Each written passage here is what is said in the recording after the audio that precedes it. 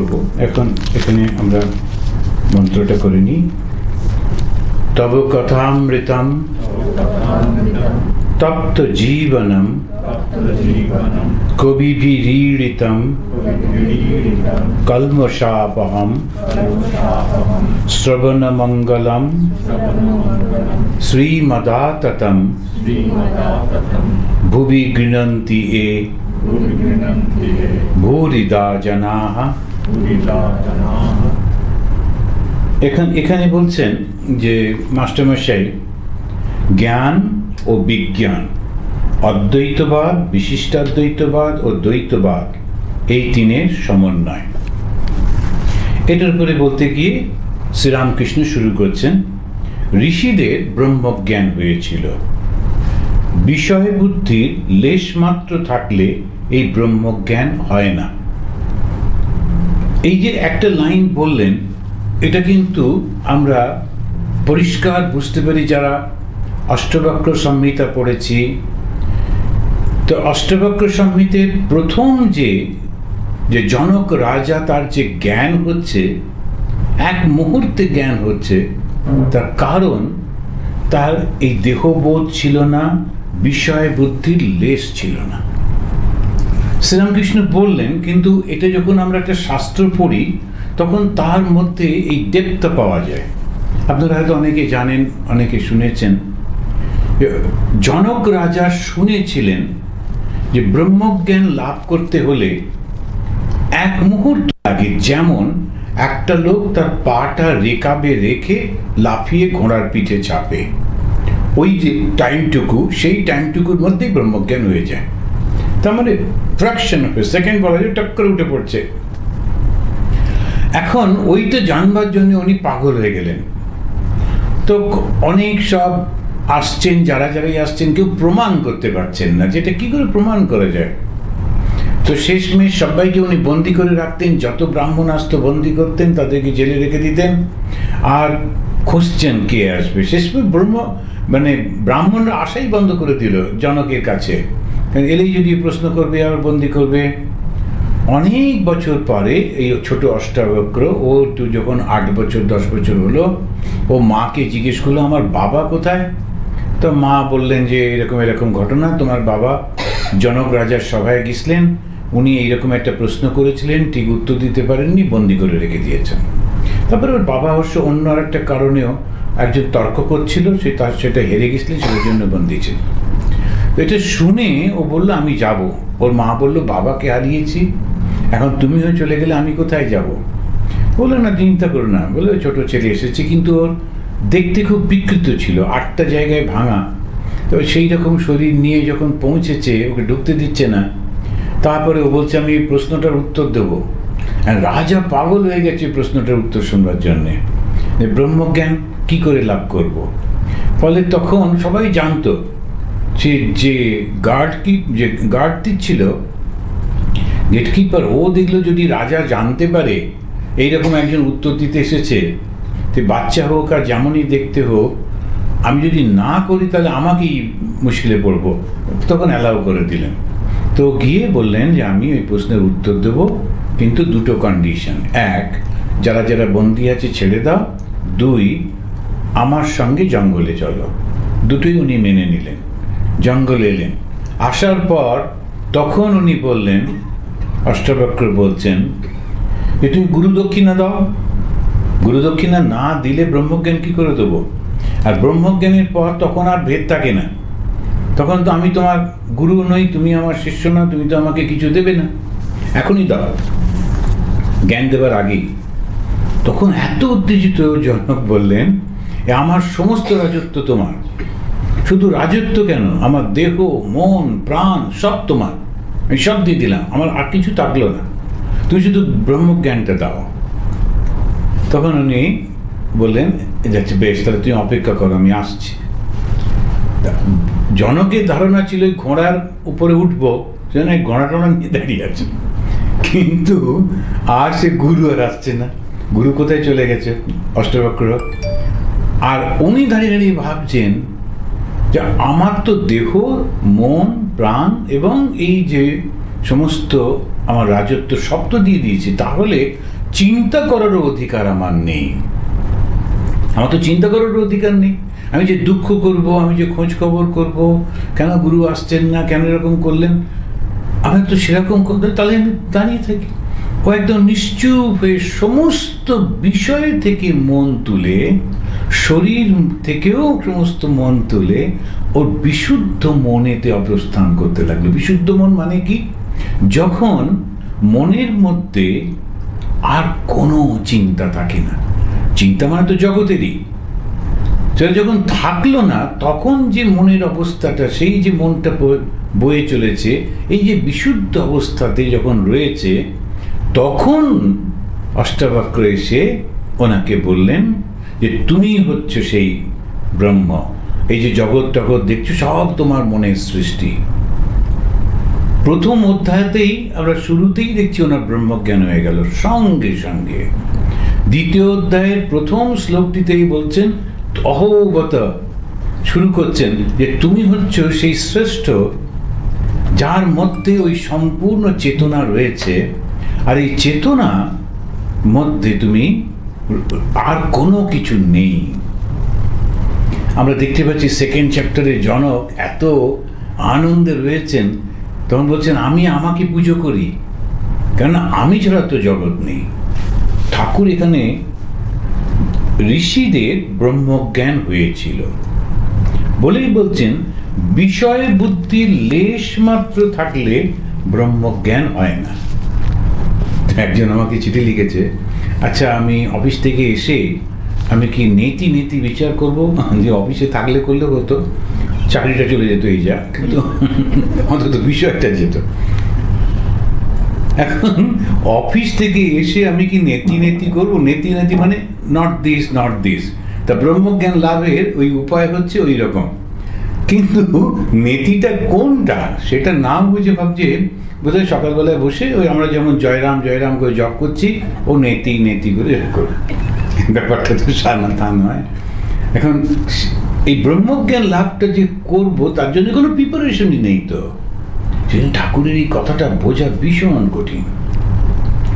আমরা তো নির্বাণ ষটকমে দেখেছি, মনোবুদ্ধি অহংকার চিত্তানি নাহম, न च श्रोत्र जीवे न च घ्राण नेत्रे न च व्योम भूमि न तेजो न वायु चिदानंद रूप शिवोहम शिवोहम। এখন এইসব ছোট ছোট মেয়েরা নানান রকম ভাবে সুন্দর করে, দক্ষিণ ভারত এগুলো খুব সুন্দর শেখায়, খুব সুন্দর করে তানপুরের উপরে গান করছে, রেকর্ড হচ্ছে, এসব হচ্ছে, কিন্তু মিনিংটা কি কেউ বুঝতে পারছে? ওরা শুধু ওই গানটা খুব সুন্দর লাগছে। এবং শঙ্করাচার্য, আমি মন নই, বুদ্ধি নই, অহংকার নই, চিত্তও নই। ভেবে দেখুন তো কতটা। চিত্ত মানে আমার যে store house of all the past commerce, ওটাও নেই, সেরকম কোনো কিছু নেই আমার। মন যে চিন্তা করছে এটা করব কি ওটা করব না, ওটা নেই। বুদ্ধি যে বিচার করে ডিসিশন নিচ্ছে, ওটা নেই। অহংকার যে বলছে আমি সেন্স, ওটাও নেই। মনো বুদ্ধি চিত্ত অহংকার কিচ্ছু নেই। তখন বলছে শুধু ওইটা হচ্ছে জ্ঞানেন্দ্রিয়। আবার আবার বলছে যে শ্রোত্র জিহ্বে, আমার যে জ্ঞানেন্দ্রিয়গুলো ওটাও নেই। আমার যে জ্ঞানেন্দ্রিয় চক্ষুটা যাবে, সেটা একটা বিষয় দেখবে, দেখে ফিরে আসবে, নেই। তাহলে কি আছে? চিদানন্দ রূপ, শুধু সচ্চিদ আনন্দ স্বরূপ।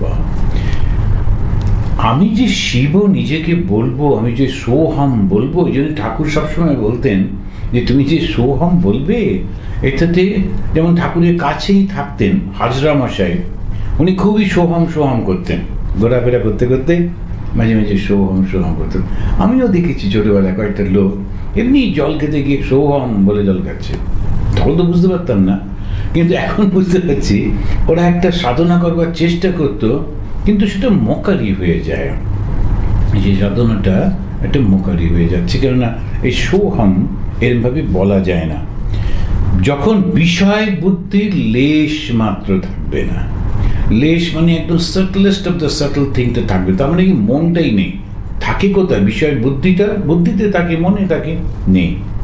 এই ব্রহ্মজ্ঞান তাছাড়া হয় না। ঋষিরা কত খাটতো, সকালবেলা আশ্রম থেকে চলে যেত। এবারে কেমন করে ব্রহ্মজ্ঞান পাওয়া যায় তার একটা বর্ণনা দিচ্ছেন। একলা সমস্ত দিন ধ্যান চিন্তা করত, রাত্রে আশ্রমে ফিরে এসে কিছু ফলমূল খেত। দেখা, শোনা, ছোঁয়া এসব বিষয় থেকে মনকে আলাদা করে রাখত, তবে ব্রহ্মকে বোধে বোধ হতো। এখন এই যে ব্রহ্মজ্ঞান, সেটাতে করতে গিয়ে দ্য প্রসেসটাও উনি 2 লাইনে বলে দিচ্ছেন যে সারা দিন কিন্তু সে একলা থাকছে এবং সারা দিন ধরে সে সবসময় চিন্তা করছে যে আমি এই দেহ নই, মন নই, বুদ্ধি নই, আর মনটাকে কনসেন্ট্রেট করবার চেষ্টা করছে, একাগ্র করবার, আর যেখানেতে কোনো বিষয়ের ঢেউ থাকছে না। তারপরে এসে শরীর ধারণের জন্য একটু খাবার খেয়ে রাত্রে কারোর সঙ্গে কথা নেই, কোনো ছোঁয়া নেই, কোনো কিছু নেই। সেজন্য বলছেন দেখা, শোনা, ছোঁয়া এসবের বিষয় থেকে মনকে আলাদা করে রাখত। তারপরেই উনি বলছেন কলিতে অন্নগত প্রাণ, কলিতে অন্নগত প্রাণ, দেহ বুদ্ধি যায় না। এই যে দেহ বুদ্ধি যায় না, অন্নগত প্রাণ, এর মানেটা কি? মানেটা হচ্ছে এত বেশি আমাদের মনটা শরীরে রয়েছে।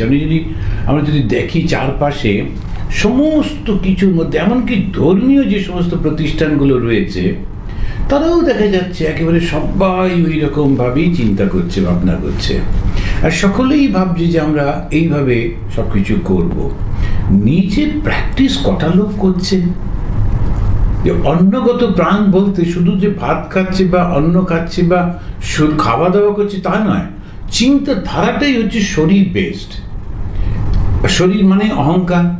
তা আমি কতখানি কি পেলাম না পেলাম, কতটা কি হলো, এইটা নিয়ে সবাই করছে, কিন্তু ঠিকভাবে সেটা কি করা যায়? এই অবস্থায় সোহম বলা ভালো নয়। সবই করা যাচ্ছে, আবার আমি ব্রহ্ম বলা ঠিক নয়। যারা বলে তারা কিন্তু সিরিয়াস নয়। সেই কারণেতে ওই হিপোক্রেসিটা করে নিজে খুব খুশি হয়ে যাচ্ছে। আমরা সেলফ হিপনোটাইজড হতে ভীষণ ভালোবাসি, নিজেই একেবারে হিপনোটাইজড হয়ে গেলাম। আমি ভাবছি আমি এরকম করেছি, ওরকম করেছি, এই হয়েছে, সেই হয়েছে, নানান রকম। একজন সে কোথায় একটা নিউজ পেপারে দেখছিলাম, একজন বলছে যে আমি অভিশাপ দিছিলাম বলে আর একজন লোক, ওই পুলিশ অফিসার খুব নাম করা, ও মারা গেছে। কারণ কিছু একটা ঝগড়া টগড়া হয়েছিল, হয়তো আমি গেরুয়া পড়েন মহিলা, তো তিনি বলছেন আমি অভিশাপ দিছিলাম বলে আবার বিপদেও পড়েছে। বলছে না, আচ্ছা ঠিক আছে, উইথড্র করছি। সব নানান রকম চলছে। তো অভিশাপ দিলেই যদি হতো তাহলে আর কেন ইলেকশনে, কেন বললেই হতো আমি ইলেক্টেড, তাই তো হয়ে যেত। কিন্তু কথাটা শুধু হিপনোটাইজড হয়ে যাচ্ছে কে? আমি নিজে। আর ফলটা কি হচ্ছে? একটা পিকুলিয়ার মানসিকতা, যার সঙ্গে আমি ধর্মটাকে জড়িয়ে ফেলছি। এই জিনিসটাই ঠাকুরের কথামৃত না পড়লে এগুলো বুঝতে পারা যায় না। যারা সত্যি সত্যি একটা চিন্তা করছে ভগবান লাভ করবো এই জীবনে, মানুষের এই জীবনটা আমি ব্যর্থ হতে দেবো না, তাদের কিন্তু এই শ্রীরামকৃষ্ণের বইটা না পড়লে হয় না। কিন্তু সঙ্গে সঙ্গে আবার একটু শাস্ত্র পড়া না থাকলেও এর ডেপথ বুঝতে পারা যায় না। কলিতে অন্নগত প্রাণ, দেহ বুদ্ধি যায় না, এই অবস্থায় সোহম বলা ভালো নয়। সবই করা যাচ্ছে, আবার আমি ব্রহ্ম বলা ঠিক নয়। যারা বিষয় ত্যাগ করতে পারে না, যাদের আমি কোনো মতে যাচ্ছে না, তাদের আমি দাস, আমি ভক্ত, এই অভিমান ভালো। ভক্তিপথে থাকলেও তাকে পাওয়া যায়। শ্রীরামকৃষ্ণদেবের বৈশিষ্ট্য হচ্ছে সবাইকে নিয়ে চলা। তিনি কখনো একটা পথের কথা বলেননি। এটি কিন্তু যদি আমরা লক্ষ্য করে দেখি, এর আগে যারাই যেটাই বলছেন ওটাকেই উনি জোর দিচ্ছেন। একমাত্র ভগবত গীতাতে শ্রীকৃষ্ণ 4টে পথের কথাই বলছেন, এবং একদমই আধুনিক যুগে ভগবান শ্রীরামকৃষ্ণ নিজে প্র্যাকটিস করে তবে সেই কথাটা বলছেন। জ্ঞানী নেতি করে বিষয় বুদ্ধি ত্যাগ করে। এই সেই নেতি ন ইতি, ন ইতি নেতি, এটা নয়, এটা নয়, এটা নয়, বিষয় বুদ্ধি ত্যাগ করে তবে ব্রহ্মকে জানতে পারে। ব্রহ্ম মানে কি? এখন যখন আমরা যে কোনো জায়গায় পড়ি, আজকেও যেমন সেই যে পড়া হচ্ছিল অষ্টাবক্রতে, অনেকগুলো শব্দ ব্যবহার করছেন ব্রহ্মকে বোঝাতে। এক হচ্ছে তিনি এক এবং অদ্বিতীয়, দুই তিনি সর্বব্যাপী, তিন তার মধ্যে কোনো রকম বাসনা নেই, নিষ্কলঙ্ক, চার তিনি এরকম করে করে কতগুলো গুণের কথা বলা হচ্ছে, সেটা হচ্ছে ব্রহ্মজ্ঞান। কেন ব্রহ্ম সম্পর্কে পুরো বলা যায় না? একটি ছেলে, সে বেদেই রয়েছে, এসে তার বাবাকে বলছে, এই তুমি ব্রহ্মজ্ঞানের কথা বলো, বাবাই হচ্ছেন গুরু, তো তুমি ব্রহ্মজ্ঞানের কথা বলো, খালি এটা ওটা বলতে থাকো। এই যেমন ওইটা একটা গরু, ওইটা একটা ঘোড়া, এইরকম ভাবে যেমন তুমি বলো, আমাকে বলো এইটা ব্রহ্ম, আমাকে সেইভাবে বোঝাও। ওর বাবাও খুব সুন্দর করে বললেন, তুমি ব্রহ্ম। যেই মুহূর্তে ছেলেটি বলল যে তুমি এইটা হচ্ছে ব্রহ্ম, গরু এইটা হচ্ছে ঘোড়া, এইভাবে যেমন তুমি বোঝাচ্ছ, তাহলে এইটা ব্রহ্ম, এইভাবে আমাকে বোঝাও। তখন বাবা বললেন, এই তো তুমিই ব্রহ্ম, বোঝো। এখন যখন তুমি ব্রহ্ম বলছেন, তখন আমি কোনটা? সঙ্গে সঙ্গে আমাকে যে আমি বলি, হাতটা যেই এই বুকের উপর আসে দেখায়, তখন কোনটা আসে? এই শরীর আর মন, আর তো কিছু নেই। আর শরীর যেই হলো, মন যেই হলো, তার সঙ্গে যোগাযোগ অনেক যারা যারা আছে, আমার আত্মীয় স্বজন, বন্ধু বান্ধব, আমার যেখানে জন্মস্থান, যে দেশ, যে সমাজ, সব কিছু জড়িয়ে যায়, গিয়ে বিশাল একটা হয়ে যায়। তা আমি কি শুরু হচ্ছে কোথা থেকে? এই শরীরটা থেকে। আবার বেদান্ত এসে বলছে, এই শরীরটা যেটা তুমি হাত দিচ্ছ, এটা কিন্তু কতগুলো হাড়, মাংস, রক্ত, পুঁজ, এইরকম দিয়ে তো এই শরীর, এটা তুমি। তো বলছে না, তাহলে তাহলে কি? তো মন, তো প্রাণ, ভেতরে যে হাওয়াগুলো রয়েছে, পঞ্চবায়ু, সেটা কি তুমি? বলছে না, সেটাও নয়।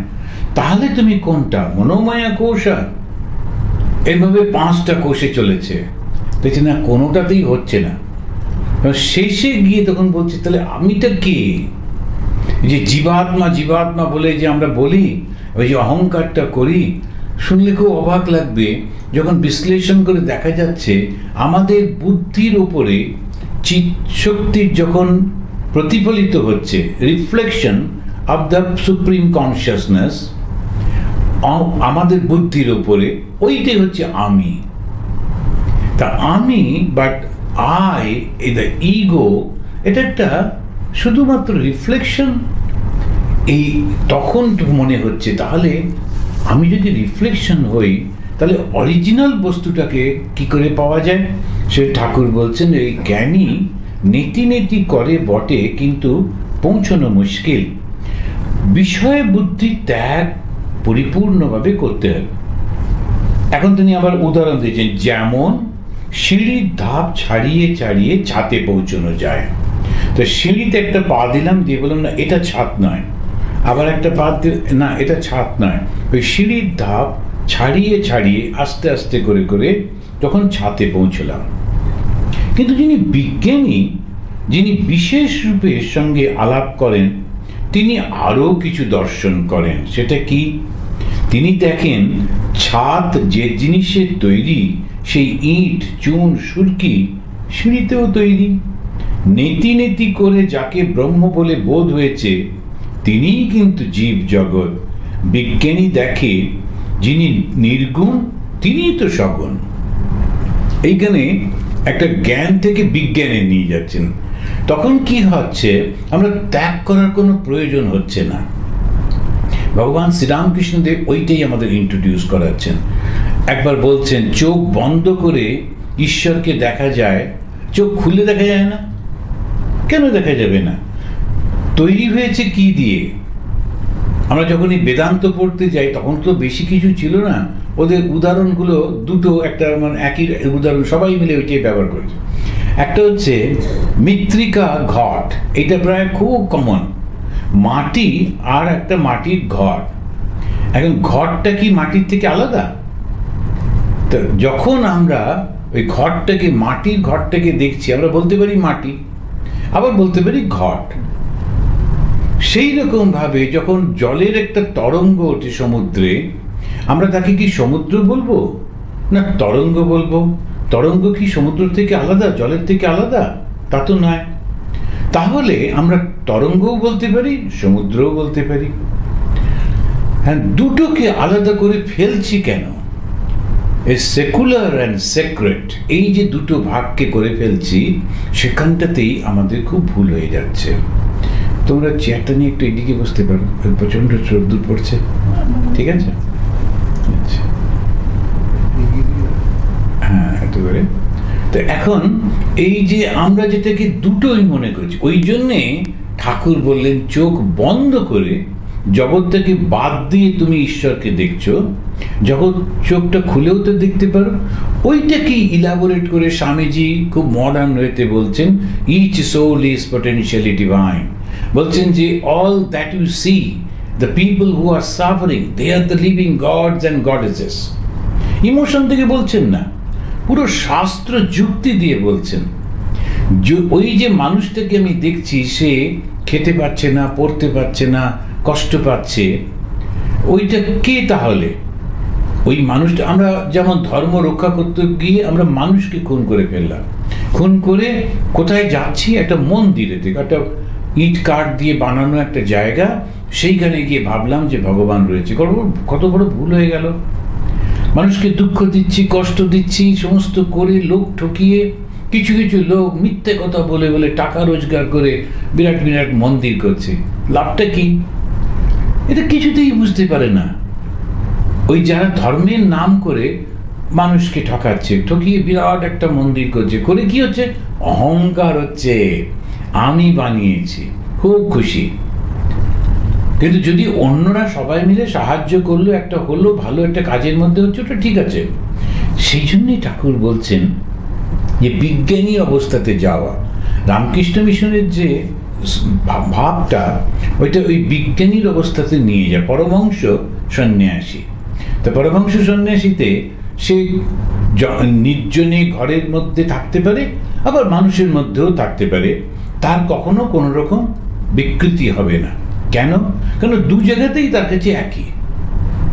যখন সে একা একা ধ্যান করছে, তখন যে তার মধ্যে ঈশ্বরত্ব দেখা যাচ্ছে, সে যখন আবার মানুষের সেবাতে গিয়ে সেবা করছে, একই ঈশ্বরত্বকে বোধ করছে। আমরা যখন রামকৃষ্ণ মিশন থেকে সেবা করতে যেতাম, আমিও গেছি, আমি যে এত মানুষের সঙ্গে সেবা করছি, একটার মুখ মনে থাকতো না।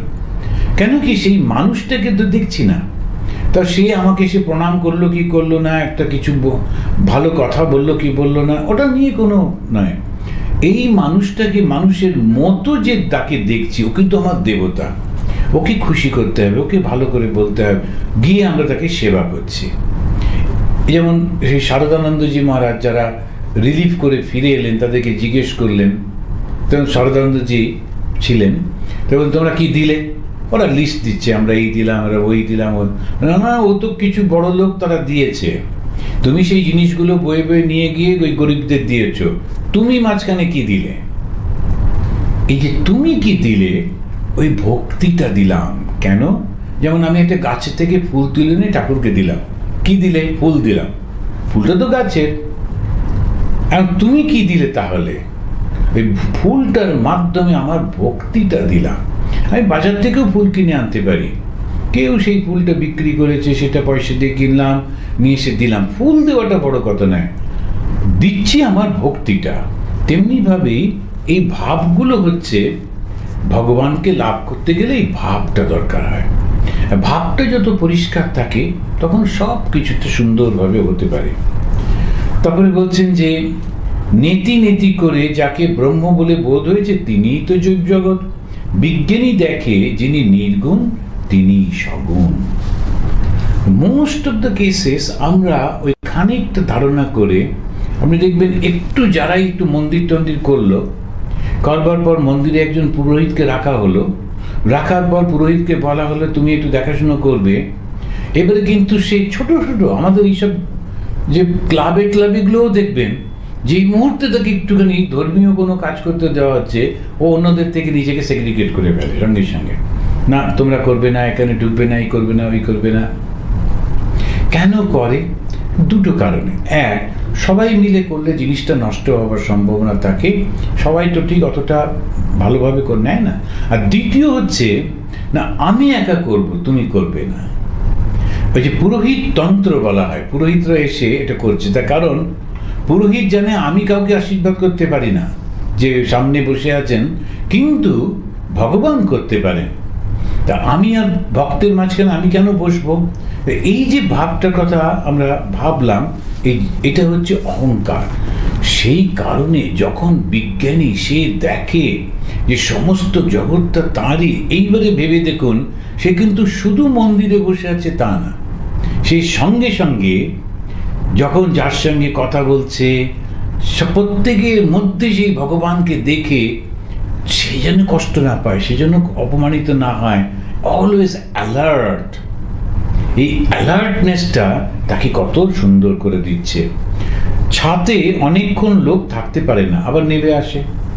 যারা সমাধিস্থ হয়ে ব্রহ্মদর্শন করেছেন তারাও নেমে এসে দেখেন জীব জগৎ তিনিই হয়েছেন। সারে গামা পাধা নিতে অনেকক্ষণ থাকা যায় না, আমি যায় না, তখন দেখে তিনি আমি, তিনি জীবজগৎ, এরই নাম বিজ্ঞান। তো শ্রীরামকৃষ্ণ বারবার বলছেন বিজ্ঞানী বিজ্ঞানী বিজ্ঞানী। আমরা কিন্তু মানে বেদে তো এটা পাওয়া যাচ্ছে না, ব্রহ্মজ্ঞানী এই পর্যন্ত। আর বিজ্ঞানী অবস্থা যখন হচ্ছে তখন কিন্তু সেই ব্রহ্মটাকেই আমরা সব কিছুর মধ্যে যখন দেখতে পাচ্ছি। আজকেই যেমন আমরা পাঠ করতে করতে আজকে হিন্দু টেম্পলে আলোচনা করছিলাম, যখন ব্রহ্মজ্ঞান হয়ে যায় তখন আমি কোথায় যাই? আমার ব্রহ্মজ্ঞান হলে তখন তো আর এই দেহটা থাকছে না, নাকি না থাকছে? যখন আমি ব্রহ্মজ্ঞান লাভ করলাম তারপরে জগৎটা আছে কি নেই? হঠাৎ করে ব্রহ্মজ্ঞান, যাচ্ছিলাম গাড়িতে করে, যেতে যেতে হঠাৎ ব্রহ্মজ্ঞান লাভ করে দেখলাম যে সামনে যে বিরাট বড় একটা মল ছিল ওটা নেই। আরে কোথায় গেল? এরকম হবে কি? তাহলে কি হবে আসলে বলো তো, কি হবে? যখন আমি ঈশ্বর লাভ করলাম বা ব্রহ্মজ্ঞান লাভ করলাম, করবার পর তারপরে আমার কি হবে? ওই মায়ের কথা যে যদি মনে পড়ে, মা বলছেন ঈশ্বর লাভ করলে কি তোমার দুটো সিংহ যাবে? যেমন ছিল তেমনই থাকবে তো, শুধু হ্যাঁ জগৎ। তখন কি মনটা পাল্টে যাবে, এই মনটা পাল্টে যাবে, এইটাই হচ্ছে আসল। আমি যে দৃষ্টিতে এটাকে দেখতাম সেই দৃষ্টিভঙ্গিটা কিন্তু পাল্টে গেল। আমি একটা উদাহরণ দিচ্ছিলাম, যখন ছোট্ট বাচ্চাটা মাটিতে হামাগুড়ি দেয়, সে যখন একটা কুকুরকে দেখি, বাড়ির কুকুর, মনে করি বাবা কত বড় একটা জন্তু, ওর থেকে অনেক বড়, বাচ্চাটা তো এইটুকু, আর কুকুরটা দাঁড়িয়ে আছে, সে মনে হচ্ছে বাবা কত বড় একটা জন্তু। এবার ওই বাচ্চাটাই যখন বড় হয়ে গেল তখন কিন্তু সে একটা চেনে করে ওই কুকুরটা নিয়ে হাঁটছে। কুকুরটা তখন এইটুকু, লোকটা তখন অনেক বড়। কুকুর কিন্তু একই রকম আছে। এর কিন্তু শরীরের গড়া বড় হওয়া ছোট হওয়ার মধ্যে নেই, ওর হচ্ছে চিন্তাটার মধ্যে পরিবর্তনটা হয়েছে। কুকুর একই আছে, মানুষটাও ঠিকই আছে, কিন্তু শুধু চিন্তাটা পাল্টে গেছে। তো ব্রহ্মজ্ঞান হলে তখন কি হয়? তখন দেখি যে সবাই তো সেইটাই রয়েছে, তো একই তো জিনিস। যেমন আমি আর একটা উদাহরণ দেওয়া যায়, এই যে যারা ইলেকট্রিসিটি নিয়ে কাজ করেন, যারা ইলেকট্রিক্যাল ইঞ্জিনিয়ার্স, তাদের কাছে কিন্তু এই যে লাইটটা কিংবা একটা বাল্ব কিংবা একটা মাইক্রোফোন কি সমস্ত কিছু ইজ নাথিং বাট ইলেকট্রিসিটি। এগুলো নেম অ্যান্ড ফর্ম আলাদা, কাজকর্মগুলো আলাদা, কিন্তু সত্যি সত্যি দেখতে গেলে ভেতরে শুধু ইলেকট্রিসিটি। ওই ব্রহ্মজ্ঞানী যিনি, বিজ্ঞানী যিনি, তার কাছে কিন্তু সব তখন এক হয়ে যায়। এই জ্ঞানটা লাভ করা কিরকম হয়? চৈতন্যময় হয়ে যায়। প্রতিটি জিনিসের মধ্যে সে চৈতন্যকে দেখে। কিন্তু সঙ্গে সঙ্গে বিজ্ঞানী যখন সে ওই দৃশ্যটা যখন হয় তখন কিন্তু কোনো পার্থক্য থাকে না, কিন্তু ওই অবস্থা সবসময় থাকে না। সবসময় থাকলে ও বাঁচতে পারবে না। তখন কি হয়, সে আবার মনটা নেমে আসে যার সঙ্গে যেমন তার সঙ্গে তেমন, যখন যেমন তখন তেমন, যেখানে যেমন সেখানে তেমন, এই ব্যবহারটা করতে হয়। ওটাও শ্রীরামকৃষ্ণ মা শারদা বলছেন। আমি ব্রহ্মজ্ঞানী বলে একটা অসৎ লোক, আমি কিন্তু তাকে কখনোই সাপোর্ট দেব না, কারণ আমি জানি তো ওর মধ্যে সেই একই স্পিরিটটা রয়েছে, কিন্তু এখন এই মুহূর্তে সেইটা দিয়ে ওকে খারাপ কাজ করছে, সুতরাং আমি ওকে সাপোর্ট দিতে পারি না। এটাও কিন্তু সেই ব্রহ্মজ্ঞানের ফল দেখছি। জ্ঞানীর পথ পথ, জ্ঞান ভক্তির পথ পথ, আবার ভক্তির পথ পথ, তিনটে কথা বলছেন। জ্ঞানীর পথ পথ, জ্ঞানীর পথ মানে অদ্বৈত, অদ্বৈত মানে শুধু এক, সেখানে কোনো দুই নেই। আর তাদের বিচারটা কি, সবাইকে দূরে সরিয়ে দিয়ে একলা থাকে, ওর মধ্যে সে ডুবে থাকে, কোনো কিছুর মধ্যে থাকে না।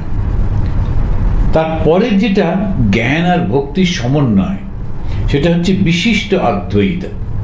এই বিশিষ্ট অদ্বৈতে জ্ঞানও আছে ভক্তিও আছে, এই দুটোর সমন্বয়ে এসে চলেছে। জ্ঞানটা কি? জ্ঞান হচ্ছে এই মাটির পুতুলের মধ্যে কিন্তু ভগবান নেই, এটা হচ্ছে জ্ঞান। আবার এই মাটির পুতুল বলে যেটাকে দেখছি, ওর মধ্যে ঈশ্বরের প্রকাশ আমি প্রার্থনা করছি, ওটাও ভক্তি। আমি জানি যে আমি মাটিকে মোটেই ডাকছি না।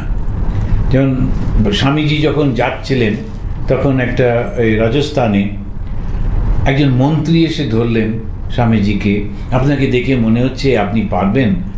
আমাদের রাজা মানুষটা খুব ভালো, কিন্তু এই ব্রিটিশদের সঙ্গে যুক্ত হয়ে সে এখন আর হিন্দু ধর্ম মানে না, সারাক্ষণ ওদের সঙ্গে। আগেকার দিনে প্রায়ই আমাদের সামন্ত রাজারা ওরকমই করত। আপনি একটু কথা বলে ওকে আবার ধর্মে ফিরিয়ে আনবেন। সে বিখ্যাত কনভারসেশন। সে স্বামীজি গেছেন ওই রাজার কাছে, তখন রাজাকে বলছেন, আচ্ছা এই ছবিটা কার? ওটা রাজারই ছবি। বলছে ওটা নাবি আনো। নাবি আনলো, এসে বলছে থুতু ফেলো। তখন লোকেরা বলছে, আরে আমাদের রাজার ছবি, আমরা কি করে থুতু ফেলবো? তখন হচ্ছে রাজা তো ওর মধ্যে নেই, রাজা তো এই তো বসে আছে, ওটা তো একটা কাগজ আর খানিকটা কালি, থুতু ফেলতে কি অসুবিধা ওর উপর? মন্ত্রী ভাবছে কাকে আনলাম, ওকে তো রাজা শাস্তি দেবে, আমাদেরও শাস্তি দেবে, তো মহা বিপদে পড়লাম। কিন্তু রাজার দৃষ্টি খুলে গেল। তখন বললেন, রাজা আমরা যখন এই মূর্তির দিকে তাকাই, আমরা কিন্তু হে মাটি, হে কাঠ, তুমি আমার কথা শোনো এরকম বলি না। হে পাথর, এরকম ভাবে কি প্রার্থনা করি? আমরা দেখতেই পাই না ওটাকে মাটি বলে, আমরা দেখতেই পাই না পাথর বলে, আমরা সেই চৈতন্যময়কে দেখি ওটার মধ্যে দিয়ে। তা ভক্তি আর জ্ঞান এর যখন মিক্সড হয়ে যায়, সেইটা দিয়েও সেটাও পথ। আবার পিওর ভক্তির পথও আছে। জ্ঞান যোগ সত্য, ভক্তি যোগ সত্য, সব পথ দিয়ে তার কাছে যাওয়া যায়। তিনি যতক্ষণ আমি রেখে দেন, ততক্ষণ ভক্তি পথই সোজা। তিনি যতক্ষণ আমি রেখে দেন, ততক্ষণ ভক্তি পথই সোজা। ভগবান শ্রীরামকৃষ্ণের এই কথাটা নেব না এমনি কিছু এসে এমনি বলে দিচ্ছে যে আমি সোহাম, আমি আর বিচার করো না, এরকম কোনো মানে হয়? ঠাকুর শ্রীরামকৃষ্ণ এই সেদিনই পড়ছিলাম, আমাদের টিউসডে যে ক্লাসটা হয় গসপেল অফ শ্রীরামকৃষ্ণ, সেখানে হাজরা মহাশয় ওই সোহম করতেন। তিনি হঠাৎ দেখলেন লাটু, তখন লাটু মহারাজ অন্নি ঠাকুরের সেবা করেন। লাটুকে উনি বলতেন, এই কোথায় তুমি গিয়ে মন্দিরে পুজো মুজো দাও, ওগুলো দেওয়ার কি আছে? খানিকটা ফল খানিকটা ফুল, ওগুলো তো ভগবানেরই দেওয়া, তোমার ওখানে যাওয়ার কি দরকার? বিচার করো তুমি কে ইত্যাদি। ঠাকুর সঙ্গে সঙ্গে ওর সামনেই লাটু বলছেন যে এইটা তুমি যেটা বলছো এটা খুব উচ্চ কথা। বলছেন না যেটা নেই, এটা ভুল, বলছেন এটা খুবই উচ্চ কথা, কিন্তু লাটুর পক্ষে এই মুহূর্তে বোঝা সম্ভব নয়। তা সুতরাং তুমি ওর ভাবটা নষ্ট করে দিও না। তো অনেক সময় কি হয়, আমরা না বুঝে ভাবটা নষ্ট করে দিই। আমি বেশ কয়েক জায়গায় পড়েছিলাম, যেমন আমাদের শিবানন্দজি মহারাজ তিনি বলছেন কাউকে কনভারসেশনের মধ্যে, তোমরা নিজেদের কথা একদম বলতে যাবে না বক্তৃতায়, শুধু ঠাকুরের কথা বলবে। নিজেদের কথা বলতে গেলে ভুল হয়ে যেতে পারে, আমি যেটা বুঝেছি তার মধ্যে ভুল থাকতে পারে। আমি তো বুদ্ধি থেকে বলছি, অনুভূতি থেকে বলছি না। আবার অনুভূতিটা যদিও হয়েছে সেটা খুবই সামান্য অনুভূতি, সেটা থেকেও ঠিক হবে না। বলতে হবে যেটা ভগবান শ্রীরামকৃষ্ণের কথাগুলো, যাতে মানুষের কল্যাণ হয়, ভুল না হয়ে যায়। বিজ্ঞানী দেখে ব্রহ্ম অটল, নিষ্ক্রিয়, সুমরূপর। এই জগৎ সংসার তার সত্য, রজতম এই 3 গুণে হয়েছে, তিনি নির্লিপ্ত।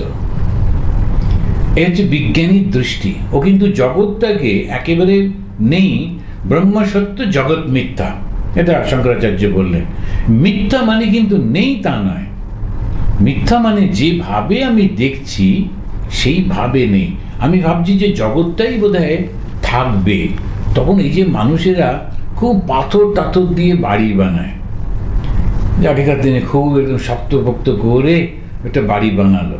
কেন বানাতো শক্তপোক্ত করে বাড়ি? এই কারণে ভাবতো এটা থেকে যাবে, থাকতো, অনেক দিন থাকতো, কিন্তু তাও সেটারও একটা লিমিট আছে, তারও একটা সময় আছে, কিছুদিন পরে সেটাও ভেঙে চলে যায়, সেটাও থাকে না। তো জগতের এই জিনিসগুলো, তখন আমরা সবে এখানে ব্রহ্মচারী হয়েছি, আমরা সবাই দিল্লিতে বেড়াতে গেছি, তা নিয়ে গেছে রেড ফোর্টে।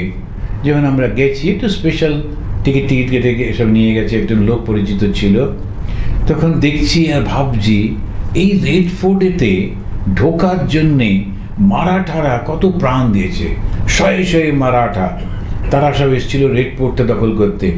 রেড ফোর্টের দেওয়ালের তলাতেই যে একটা পরীক্ষা মতো কাটা আছে, সেখানে মৃতদেহ ভর্তি হয়ে গেছিল, পুরো জলটা দেখা যাচ্ছিল না, এত মারা গেছিল, তবু ওরা ঢুকতে পারেনি।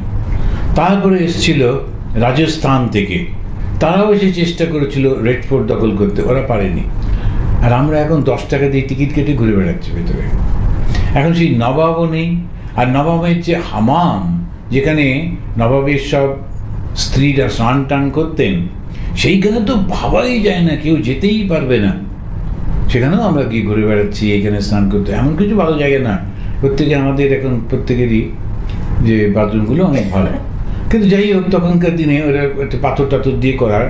তো যাই হোক না কেন, সব কিছু কত টেম্পোরারি।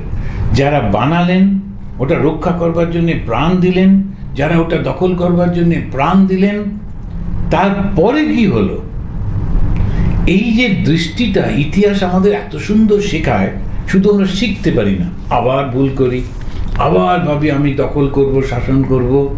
সেটাতেই উনি বলছেন, এই বিজ্ঞানী যখন দেখে যে সমস্ত জগৎটা সত্য, রজ আর তম, কেউ খুব ভালো, কেউ খুব অ্যাক্টিভ, আর কেউ একটু মানে ভিলেন টাইপ, তো সেই সবটা নিয়েই চলে। বিজ্ঞানী দেখে যিনি ব্রহ্ম তিনি ভগবান, যিনি গুণাতীত তিনি ঐশ্বর্যপূর্ণ ভগবান। চৈতন্য মহাপ্রভু এটা খুব সুন্দর করে বারবার বলছেন। তো এই একটা পাতাতেই আমরা দেখছি বারবার যেটা তিনি বলতে চাইছেন, এই যে ব্রহ্ম এবং ঈশ্বর, ব্রহ্ম এবং ভগবান। আমাদের সেমিটিক রিলিজিয়নগুলোতে কিন্তু এই সমস্যাটা নেই, ওরা কিন্তু এই নিয়ে আলোচনাই নেই। ওদের একটাই পথ আছে, একটাই ধারণা আছে, একটাই ভাব আছে, সুতরাং ওটা নিয়েই ওরা চলে। ওদের একটা পরম্পরা ব্যক্ত করবার চেষ্টা করে, যে প্রথম উনি এসেছিলেন, তারপরে ইনি এলেন, তারপরে ইনি এলেন, একটা পরম্পরা। তারাটা কিন্তু একই, আমাদের ভাবগুলো আলাদা আলাদা। এখন বলছে পুরোটাই একটা, যখন ব্রহ্মজ্ঞানী যারা হন তাদের একটা অন্য, সম্পূর্ণ অন্য ভাব থাকে। এই জগৎটা পুড়ে গেল, কি হলো, এটা নিয়ে একদম মাথা ব্যথা থাকে না।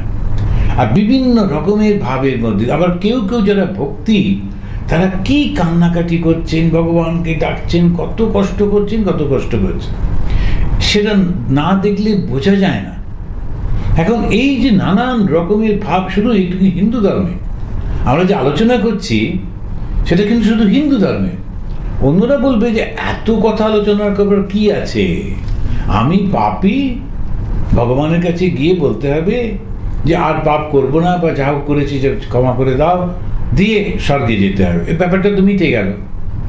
আর এত কথা বলার কি আছে? আর আমাদের শাস্ত্র লিখে লিখে ওরা টায়ার্ড, আর পড়ে পড়ে আমরাও টায়ার্ড। এত রকমভাবে ব্যক্ত করা হচ্ছে, ব্যাখ্যা করা হচ্ছে। কারণটা কি? কারণটা ভীষণ সূক্ষ্মাতি সূক্ষ্ম চিন্তাগুলো।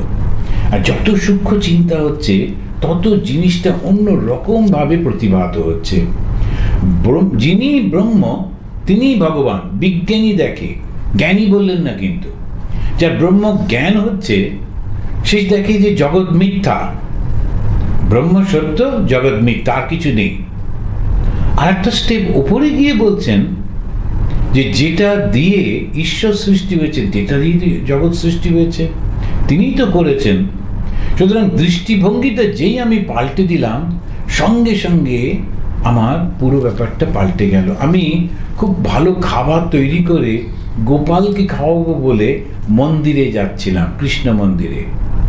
রাস্তাতে একটা ছোট বাচ্চা ভাই আর বোন তারা এসে দাঁড়ালো আমার সামনে, দাঁড়িয়ে বলল, আমরা 3 দিন খাইনি মা, আমার এই ছোট বোনটাও খায়নি, একটু খাবার দেবে একটু। এখন আপনি দাঁড়িয়ে গেলেন, ভাবছেন এটা তো গোপালের জন্যে বানিয়েছি, ভগবানের জন্যে, এই মানুষটাকে কি দেব? যদি আপনি মানুষ ভাবেন তখন ভাববেন না, ও কষ্ট পাচ্ছে, গরিব, ওর বাবা মা নেই, যা হোক হয়েছে, কিন্তু সেটাও নিজের কপাল, আমি কেন ওর মধ্যে ঢুকতে যাব, আমি কিছু দেবো না, আমি ভগবানের জন্য নিয়ে যাব। সেখানে ধূপ জ্বলছে, দীপ জ্বলছে, ঘন্টা বাজছে, স্তোত্র পাঠ হচ্ছে, সেখানে দেবো। এটা নোংরা একটা বিচ্ছিরি, এটাকে দেবো কেন? এই একটা চিন্তা হলো। আপনি ভগবানের কাছেই যাচ্ছেন, কিন্তু ভগবানকে আপনি বন্দি করে ফেলেছেন একটা ছোট্ট ঘরের মধ্যে। ভাবছেন ওই জায়গাটাতেই, কিন্তু ভুলে গেলেন ওই মন্দির বানাবার আগে ওই জায়গাটা একটা নোংরা জায়গা ছিল, হয়তো কে জানে, সাধারণ একটা জায়গা ছিল, হয়তো বা সেমিট্রি ছিল, ওখানে কত মরা পোড়ানো হয়েছে বা কবর দেওয়া হয়েছে, সেখানে পরিষ্কার টরিষ্কার করে সুন্দর মন্দির হলো। তারপরে একটু গঙ্গা জল টল ছিটিয়ে, তারপরে শাঁখ টাক বাজিয়ে, তারপরে মন্ত্র উচ্চারণ করে সব পবিত্র হয়ে গেল। ছিল তো নোংরা জায়গা। এখন কে ভাবলো পবিত্র হয়েছে? আমি ভাবলাম। আর কে ভাবছিল নোংরা? আমি ভাবলাম। শুধু একটা শ্বেত পাথর দিয়ে, হোয়াইট টাইলস দিয়ে করে দিলেই বা সেটা পরিষ্কার হয়ে গেল। এবারে আপনি ভাবলেন যে গোপালকে আমি খাওয়াবো, সেই গোপালই তো ওই রূপে আমার কাছে এসেছে, ওই তো চাইছে, ওই তো সেই ছোট্ট বাচ্চা। আপনি সুন্দর করে ওদেরকে নিয়ে গেলেন, একটা জায়গায় বসালেন, খেতে দিলেন, দিয়ে আপনার একটা অদ্ভুত তৃপ্তি হলো, আমি গোপালকে খাওয়ালাম। এখন এই যে দুটো ভাবের পার্থক্য, যখন কেউ শুধু জগৎটাকে দেখে যে এই জগৎটা সব খারাপ, আমি এর মধ্যে থাকবো না, সেটা একরকম। আর যদি কেউ ভাবে এই জগতের মধ্যে ঈশ্বরই তো রয়েছেন, আমি সেই দৃষ্টি দিয়ে দেখব। এটা ওই যেমন খুব বলে ফিলোসফিতে, একটা গ্লাসে জল রয়েছে, সেই জলটা অনেক সময় কেউ বলছে গ্লাসে হাফ গ্লাস জল, আর কেউ বলছে অর্ধেকটা জল নেই, অর্ধেকটা ফাঁকা, কিন্তু অর্ধেকটা তো রয়েছে। তো যে নেগেটিভ দেখে সেই ফাঁকাটা দেখে, আর যে পজিটিভ দেখে তো অর্ধেকটা পূর্ণ দেখে। তো এইরকম মানসিকতার পরিবর্তন হয়ে যায়।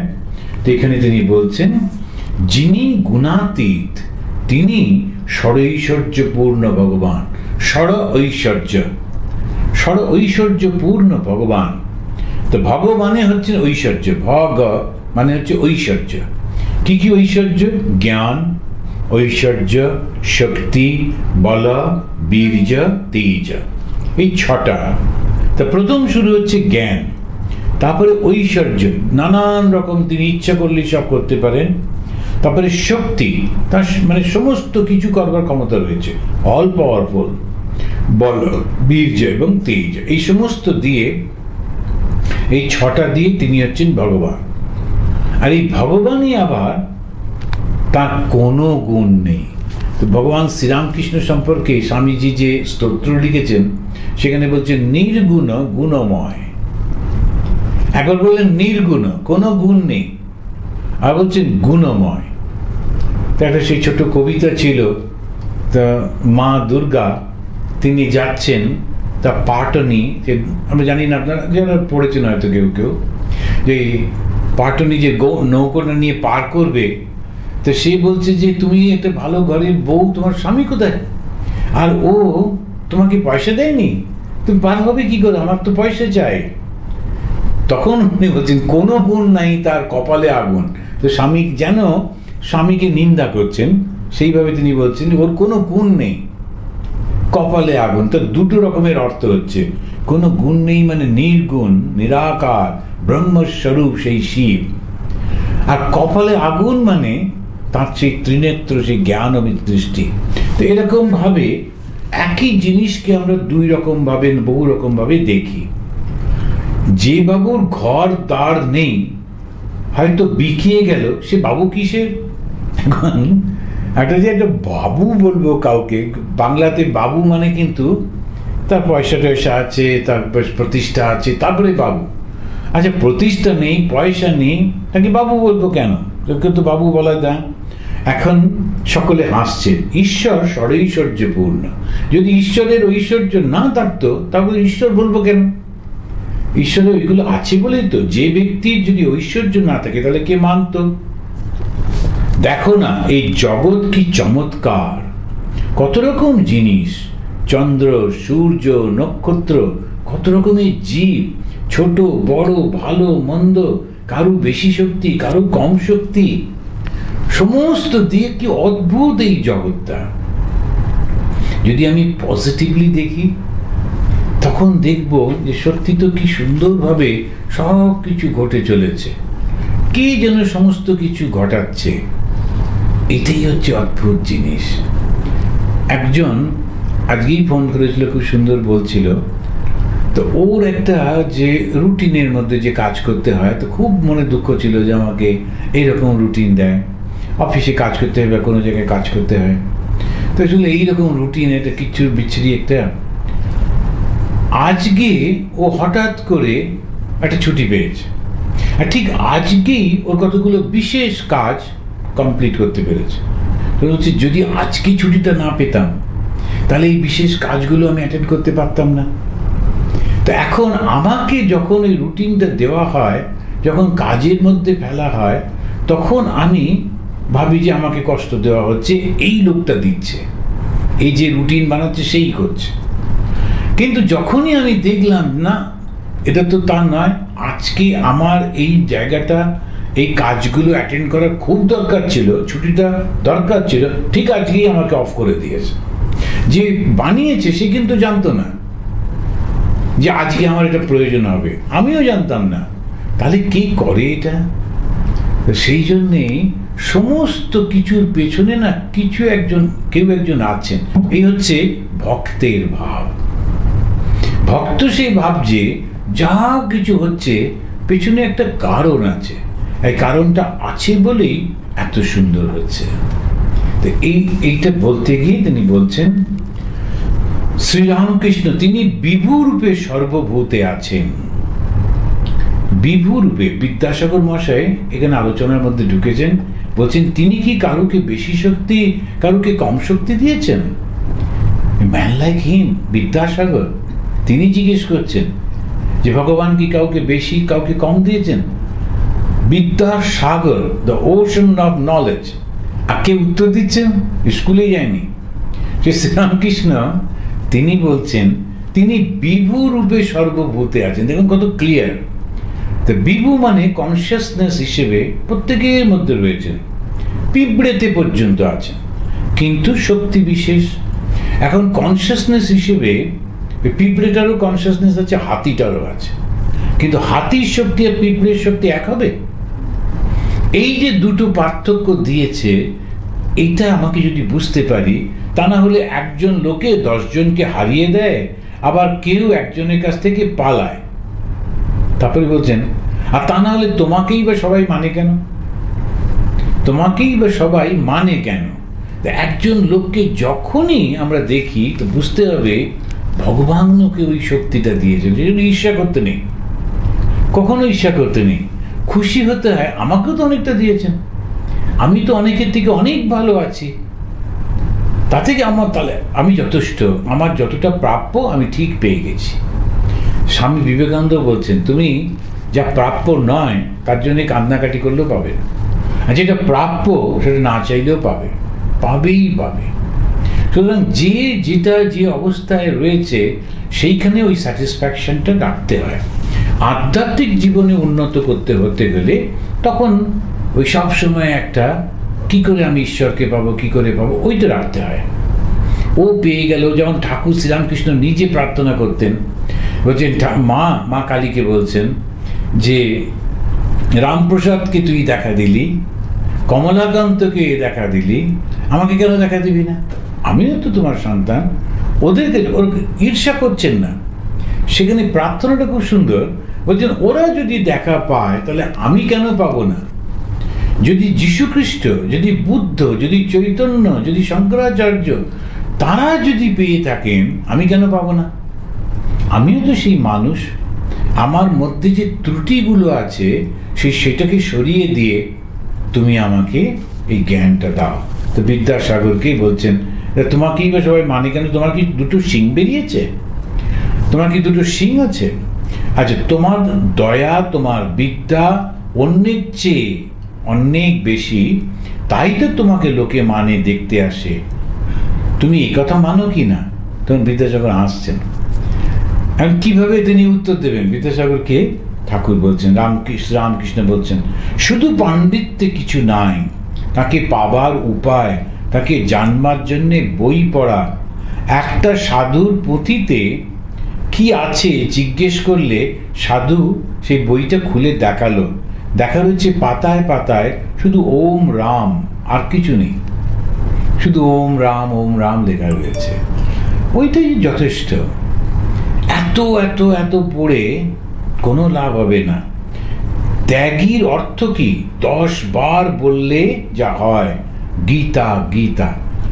উনি শ্রীরামকৃষ্ণদেব, আমরা ছোটবেলায় করতাম একটা কথা, বহুবার যদি বলতে যায় উল্টো টুল্টো হয়ে যায়, তো সেরকম করে তখন ওরা বলা হতো, একটা মজা খেলা ছিল। তো বলছি যে তুমি গীতাটাকে যদি বারবার উচ্চারণ করতে থাকো তখন দেখবে ত্যাগী এসে গেছে। তা গীতার আসল উপদেশটা কি? ত্যাগী। তো তিনি সেইভাবেই বলছেন আমাদের, গীতার এই শিক্ষা, হে জীব, সব ত্যাগ করে ভগবানকে লাভ করার চেষ্টা করো। সাধুই হোক, সংসারী হোক, মন থেকে সব আসক্তি ত্যাগ করতে হয়। কবির একটা সেই দোয়া আমি এখানে লিখে রেখেছিলাম, পুঁথি পড় জগ মুয়া, पंडित भयानक होए, अक्षर प्रेम का पढ़े सो पंडित होए। তো পুঁথি পড় জগ মুয়া, এখন পুঁথি পড়ে পড়ে টায়ার্ড হয়ে যাচ্ছে সারা জগৎ, কিন্তু পণ্ডিত হচ্ছে না। পণ্ডিত থেকে যে ওইটা বুঝে গেছে যে ভগবানের প্রেম, ঈশ্বরের প্রেম, সেই হচ্ছে ঠিক ঠিক পণ্ডিত। এটা কবির দাসের একটা দোয়া। চৈতন্যজীব যখন দক্ষিণে তীর্থ ভ্রমণ করছিলেন, দেখলেন একজন গীতা পড়ছে, আর একজন দূরে বসে শুনছে আর কাঁদছে, কেঁদে চোখ ভেসে যাচ্ছে। চৈতন্যদেব জিজ্ঞেস করলেন, তুমি এসব বুঝতে পারছো? সে বলে, ঠাকুর, আমি শ্লোক এসব কিছু বুঝতে পারছি না। তিনি জিজ্ঞেস করলেন, তবে কাঁদছো কেন? ভক্তটি বললে, আমি দেখছি অর্জুনের রথ, আর তার সামনে ঠাকুর, আর অর্জুন কথা করছেন, ঠাকুর মানে শ্রীকৃষ্ণ, আর আমি দেখে কাঁদছি। সে ভক্তটি সে বলছে, ওই ভক্তের নানা রকম বর্ণনা থাকে খুব সুন্দর সুন্দর। তো ভক্ত বলছে, ভগবানের কি কৃপা দেখো, অর্জুনের সারথি হয়েছেন, ড্রাইভার। কোথাও অর্জুন সারথি হবে, ভগবান বসবেন, তা না, ভগবান ড্রাইভ করছেন আর অর্জুন ওখানে বসে আছে। তার কতটা ভক্তের প্রতি কৃপা, সেইটা দেখে আমি খুব কাঁদছি। আর একটা গল্প আছে যে একজন একটা তরোয়াল নিয়ে ঘুরে ঘুরে বেড়াচ্ছে, বিরাট তরোয়াল। তো সবাই বলছে, তুমি এই তরোয়ালটা নিয়ে ঘুরছো কেন? তুমি তো ভক্ত মানুষ, এত পুজো আচ্ছা করো। বলছে, না, আমি একজনকে খুঁজছি, ওকে পেলে মারবো। তো বলছে, কাকে খুঁজছো? তো বলছে, অর্জুন। অর্জুনের কিরকম দিয়ে দেখো, সাহস দেখো, আমার ভগবানকে দিয়ে গাড়ি চালালো আর যুদ্ধক্ষেত্রের মধ্যে যদি তীর লাগতো তখন কি হতো? ওটা কেন এরকম করেছিল বলে সে অর্জুনকে এখন এই যে গল্পগুলোর মধ্যে দিয়ে ভগবানের প্রতি ভালোবাসাটা সহ্য করতে পারছে না, কেন ভগবানকে এত কষ্ট দেবে, ভগবানের প্রতি এই ভালোবাসাটা। শ্রীরামকৃষ্ণ, বিজ্ঞানী কেন ভক্তি লয়ে থাকে? বিজ্ঞানী যে জানে সমস্ত জগৎটা তা নেই, এটা আমরা আলোচনা করলাম, সে আবার ভক্তি নিয়ে কি করে থাকে? এর উত্তর এই যে আমি যায় না, সমাধি অবস্থায় যায় বটে কিন্তু আবার এসে পড়ে। এই আমিটা খুব ডেঞ্জারাস। সেই জন্যে যখন ব্রহ্মানন্দজি মহারাজকে জিজ্ঞেস করা হতো, আপনার তো ঠাকুরের কৃপা রয়েছে আপনার প্রতি, আপনি ঠাকুরের সন্তান, নিজেও জপ টপ করে এতটা এখনো জপ করেন কেন? তখন ওরা উত্তর দিতেন, ওই মহাপুরুষ উত্তর দিতেন যে দেখো, যে যদি তুমি এই যে লোটাটা, এটা ওরা যে হাতে নিয়ে ঘোরে জল থাকে সাধুদের, রোজ না মাজলে ওটা কিন্তু কালো হয়ে যাবে। তো মনটাও তাই, রোজ যদি জপ না করো বিষয় আসক্তি আসবেই আসবে। সেজন্য রোজ জপ করতে হয়, ভগবানের নাম করতে হয়। আর যারা জ্ঞান মার্গী, একদম পিওর জ্ঞান মার্গী, যারা আমাদের মতো দীক্ষা নেননি, তারা ভগবানের নাম করেন না, তারা কিন্তু সবসময় বিচার করেন, আমি দেহ নই, মন নই, বুদ্ধি নই, এই বিচারটা তাদের সব সময় থাকে। যেমন রমণ মহর্ষি সেইভাবে কোনো দীক্ষা নেননি, কিন্তু ওর বিচারটা ছিল। ও কি সোজা কথা, সারাক্ষণ পড়ে থেকে থেকে শুয়ে আছেন, পিঁপড়ে এসে গায়ে ভর্তি হয়ে যাচ্ছে, কামড়াচ্ছে, চুপ করে আছেন, কিছু বলছেন না, আমি তো শরীর নই, যা খুশি করুক পিঁপড়েগুলো, কতদিন পারবে? তো এরকম হঠাৎ করে রমণ মহর্ষির বই পড়ছি কি এরকম করছি বললে তো হবে না। ওইটা ভাবতে হবে যে আমার স্ট্যান্ডার্ডটা কোনখানে, আমি কোনটা পারবো, আমি সেখান থেকে শুরু করব। এখন যেই দেখলাম লতা মঙ্গেশকর গান করছেন, আমিও একটা হারমোনিয়াম নিয়ে বসে গেলাম, পাড়ার লোকেরা এসে বলবে, এই দরজা জানলা বন্ধ করে গান করো, আমাদেরকে ডিস্টার্ব করবে না। আমি ছোটবেলায় একবার কি যেন বলেছিল, বেহালা শেখার চেষ্টা করছিলাম, তো কিছুতেই পারলাম না, আমার খুব উৎসাহ ছিল, কিন্তু পাড়া প্রতিবেশীরা সবাই খুব প্রোটেস্ট করলো, বড্ড কানে লাগছে, ওটা বন্ধ করো। তো এখন সেই হচ্ছে কথা, এখন যেই আমরা শিখতে যাচ্ছি, করতে যাচ্ছি, তখন বুঝতে হবে আমাকে কোথা থেকে শুরু করতে হবে, কোথায় আমার স্ট্যান্ডার্ডটা, সেখান থেকে শুরু করব। আমার যদি মনে হয় শুধু ভগবানের কাছে সুন্দর করে রান্না করে নিয়ে যাব, তাকে ফুল দিয়ে সাজাবো, আর একলা একলা একটু ভগবানকে পেলে তো চোখের জলে তার কাছে প্রার্থনা করবো, তো এই তো ভালো, তো এটা দিয়েই করো। আর যেই ওটা হবে, সঙ্গে সঙ্গে দেখা যাবে ঈশ্বরের করুণায় এত হু হু করে এগিয়ে যায়, ওই আগে যাদেরকে দেখতাম সব পিছনে পড়ে থাকে। তো ঠাকুর বলছেন যে এই ভক্তিটা যখন খুলে যায়, কখন কার মধ্যে কিভাবে খুলবে বলা যায় না। কিরকম জানো, একটা লোক মাটি খুঁড়ছিল, শুকনো জায়গা, হঠাৎ করে দেখা গেল ফোয়ারা দিয়ে জল আসছে, কেন তলা দিয়ে পাইপ ছিল, জানতো না, পাইপটা যেই একটুখানি আঘাত পেয়েছে, একটু ফুটো হয়ে গেছে, বাস ওই জলটাকে এসে পুরো ভর্তি করে দিচ্ছে। তো তেমনি ভক্তিটার জন্যে ভগবানের কাছে খুব প্রার্থনা করতে হয়। কারণ উনি বলছেন, জ্ঞান লাভের পর আবার কোথা থেকে এসে পড়ে, যদি স্বপ্নেতেও বাঘ দেখি, তারপরে বুক দূর দূর করতে থাকে। সেই জন্যে জ্ঞান হবার পরেও আমার এই ভয়টা থাকে। জীবের আমিলই তো যত যন্ত্রণা, গরু হাম্বা হাম্বা করে, আমি আমি করে, তাই তো যন্ত্রণা। নাঙল জোড়ে, রোদ বৃষ্টি গায়ের উপর দিয়ে যায়, কষাইয়ে কাটে, চামড়ায় জুতো হয়, তারও সেটা আবার ঢোল বাজায়, খুব কষ্ট। সেটা উনি সকল বলছেন। তবু নিস্তার নেই, শেষে নারী বুড়ি থেকে তাঁত তৈরি হয়, সেই তাঁতের ধুনুরির যন্ত্র হয়। যখন আর আমি বলে না, তখন বলে তুহু তুহু। ধুনুরি আপনারা দেখেছেন হয়তো, আগে তুলোগুলো দিয়ে করতো, যে ওইটাও কিন্তু সেই গরুর ইয়েটা, তখন আমরা যখন করছি তখন ওই তুহু তুহু করছে। রাম জিজ্ঞেস করলেন, হনুমান তুমি আমায় কিভাবে দেখো? হনুমান বললেন, রাম, যখন আমি বলে আমার বোধ থাকে, তখন দেখি তুমি পূর্ণ, আমি অংশ। তুমি প্রভু আমি দাস। আর রাম যখন তত্ত্বজ্ঞান হয় তখন দেখি তুমি আমি, আমি তুমি। দেহ বুদ্ধ্বা দাসোহম, জীব বুদ্ধ্বা তদাংশক, আত্মবুদ্ধ্বা তমেবাহম ইতি মে নিশ্চিতামতি। তো এটা হনুমানজি, এই গত শুক্রবারে হনুমানজি সব সেলিব্রেশন হলো, হনুমান জয়ন্তী। এই হনুমানজি এই জ্ঞানটা আমরা দেখছি যে তিনি তিনটি অবস্থার কথা বলছেন।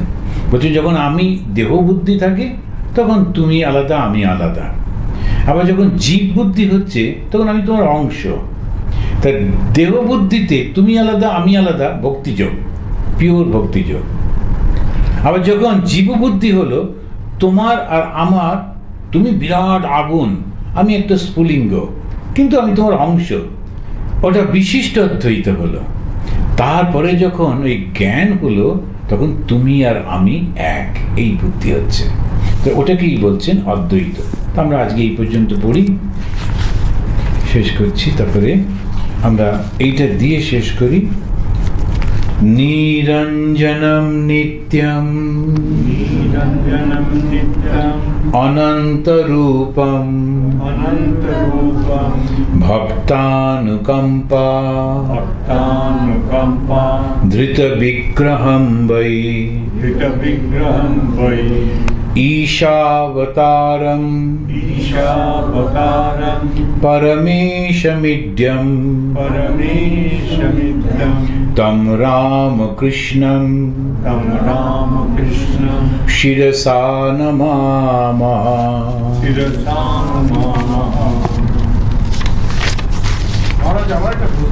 হ্যাঁ বলো। আচ্ছা, আমার ঠিক মনে পড়ছে না, কিন্তু কোন এক ভক্ত